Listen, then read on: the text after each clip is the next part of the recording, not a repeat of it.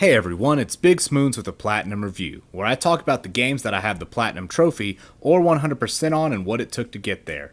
I also review the games based on the amount of fun I had. Today, we're going to be taking a look at Assassin's Creed 2. I played this game back during its original release in 2009 from Ubisoft. I also played the sequel, Brotherhood, when it released. I played and finished the original Assassin's Creed as well, and was invested in the story.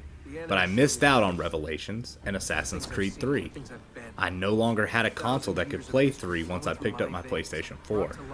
Afterward, I did not play any other Assassin's Creed games. I told myself when I got the PlayStation 4 that I would play the entire series if I could ever play the ones I had not played before. Ubisoft then released the Ezio collection, containing 2, Brotherhood, and Revelations, as well as 3 remastered, which also contained Liberation.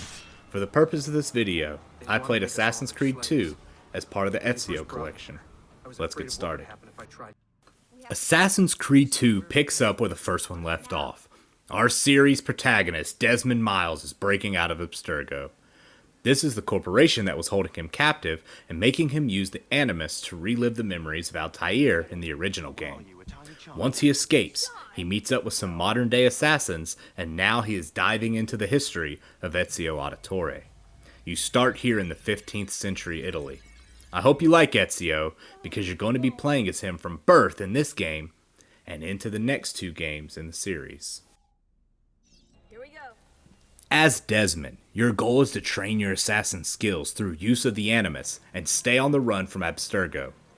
You don't spend a lot of time outside of the Animus, but the parts that you do help move the present-day story along nicely. You will spend the majority of your time as Ezio. He was born to a wealthy family in Italy. You spend some time with your parents and siblings early in the game. However, his father and brothers were falsely accused of treason and executed. This act of betrayal sparks Ezio's journey to track down everyone responsible and take revenge. He flees his home with his surviving sister and mother and goes to stay with his uncle, who trains him to be an assassin. This mission takes you across the beautiful locations of Renaissance Italy. The plot will take you to the Vatican, and you will be killing people along the way. You meet Leonardo da Vinci in this game, and I love that it ties into real-life people. That's one of the strengths of the Assassin's Creed series for me. I've not played them all yet, but the ones that I have played always sprinkle in historic characters to make the world feel more real and grounded. The Apple of Eden makes its return from the first game. This adds some supernatural elements to a game more focused on historical accuracy. This will also lend itself to the supernatural and fourth wall breaking ending, which sets up some of the sequels to come. Desmond has a role to play in the present day, and Ezio's story isn't over even as the credits roll. The gameplay of Assassin's Creed 2 is like the gameplay in many of the Assassin's Creed games. Climb tall buildings, dive into hay, stab people in the back, or follow people that you plan to stab in the back later. If you mess up the stealth, get into sword fights, or use those assassin blades in open combat to shank those baddies to death. I can defend Assassin's Creed 2, as it was one of the original Assassin's Creed games. The formula still felt new and fresh at this point in the series. However, if you don't care for the story, the repetitive gameplay isn't going to save this game for you. I give Assassin's Creed 2 a 7 out of 10 for fun. The game is decent enough if you do some side missions and play through the main story, but this game is a slog when going for the Platinum Trophy. This tends to be the problem with all Assassin's Creed games, and they really only get worse from here. They start off really strong and then devolve into repetitive gameplay. The story is the strongest part of this game, and if you can lose yourself in the story of Ezio, you will enjoy your time with him. I also enjoy the Desmond parts of the story and how the game ties the past to the present. Let's talk trophies. There are 51 trophies here for you to earn. 18 of these can be earned from simply beating the game.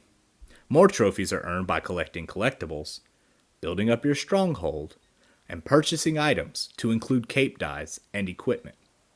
Complete some miscellaneous tasks like pickpocketing coins and throwing those coins on the ground. There are a few combat-related trophies that don't cause too much trouble. climb some tall buildings, activate some viewpoints, and hide bodies in hay. The trophy that will cause you the most grief is collecting all 100 feathers.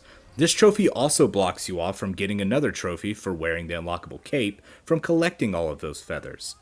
These are spread out across the game, and there's no map that can help you collect them.